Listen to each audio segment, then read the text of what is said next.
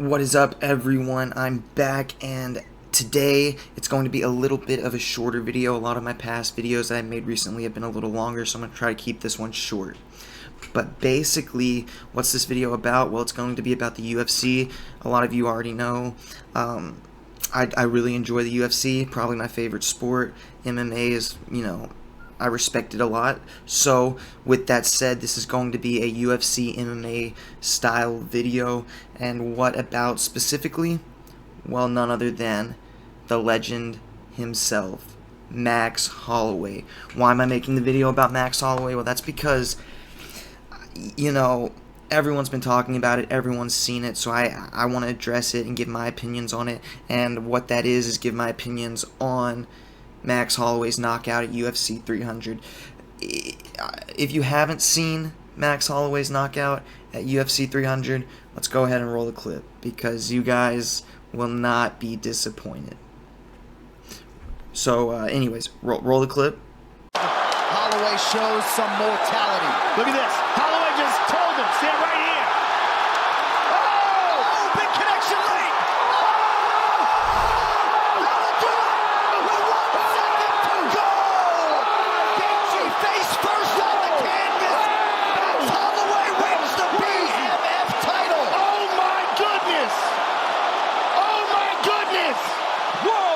Oh my goodness. Look, forces it, points at the ground. And they just decide to wing it. And then Max catches him right here. There it is. Oh. So, now you guys have seen the clip of Max Holloway at UFC 300. There's only 10 seconds left in the fight. He gets in a brawl with his opponent, Justin Gaethje. They start throwing hands, and as everyone saw, Justin Gaethje gets knocked out cold, very cold. Now, why does this matter? Why does this matter? Well, first off, let's look at what happened. Max Holloway was winning that whole entire fight. He had probably won every round or close to it. So he was going to win that fight through decision. All he had to do was wait out the bell, and there was 10 seconds left. He could have easily done that. But did he do that? No, he didn't. Instead, what he decided to do is throw everything he had in the last 10 seconds. He knew he could have been knocked out in this exchange, but he did not care, because he wanted that finish. He wanted to please the fans. He's a people pleaser. So what does he do? He just throws his hands and he knocks out his opponent. That's crazy, okay? And then they're fighting for the BMF belt, and that's so fitting for the BMF belt. Very fitting. But it goes deeper, because this is not the first time Max Holloway has done this. Let's roll a couple more clips and see let's roll a couple clips and let's see the other times that Max Holloway has tried to finish a fight in this manner. Roll the clip. Has attempted as many strikes as Max Holloway has tonight, 631 and counting. And I will also say this, if you look at the most significant strikes landed in a fight, the majority of them were on the ground. And this fight's not touched the ground. I would really think about stopping this if I'm her and the coaches. He pointed at you, DC. He's even listening to the commentary team. Right hand.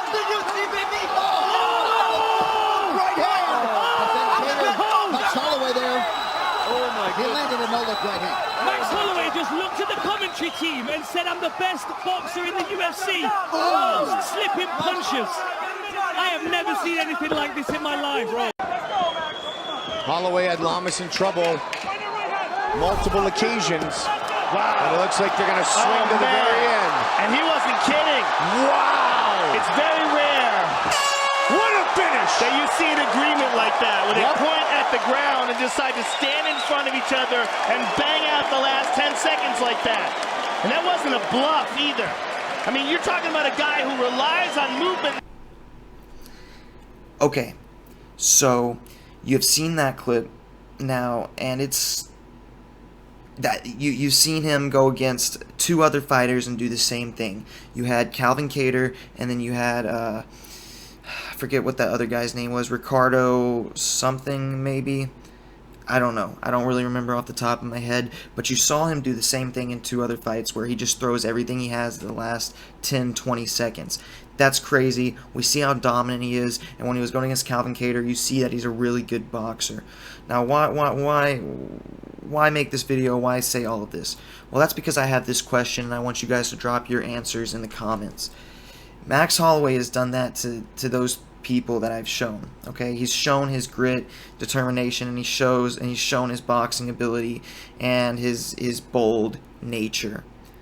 So the question is, what does that say about Volkanovski? Okay, Volkanovski, as far as I know, has beaten Max Holloway 3 times, which is actually why the reason I think he went up a weight class to fight for the fight at UFC 300, because he had already lost to Volkanovski 3 times, and they probably would not give him another fight against him, even though he's clearly the second best guy in the division. So my question to the viewers, to you guys, is if Max is this good and Max has done this, what does that say about Volkanovski? What does that say about Volkanovski's skill? Because we know Volkanovski lost against Islam Makhachev twice.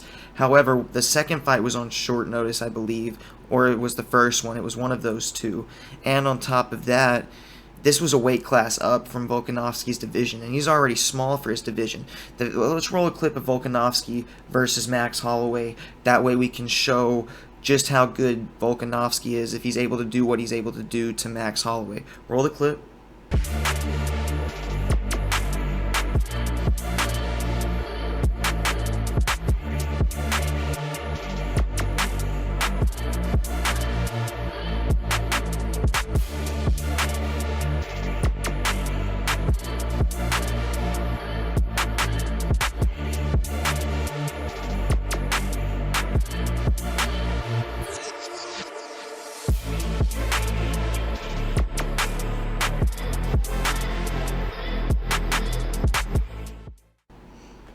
Okay, so now you guys have seen the clip of Volkanovski just totally tearing up Max Holloway. So if Volkanovski can do that to Holloway, right? But he lost against Makhachev. Where does that put us? That's my question. Where does that put us? Because Volkanovski's dominant. He's a champ, or he was a champ. And now, you know, he's kind of falling off a little bit. But if Max Holloway is that good, then what does that say about Volkanovski? And should Volkanovski get another rematch against Islam? Because it was a short notice fight on their last fight, and then the fight before that, I mean, he's going up a weight class. He wasn't experienced at that weight class. He wasn't ready for the power or the aggression that they have. So that's kind of my take on it.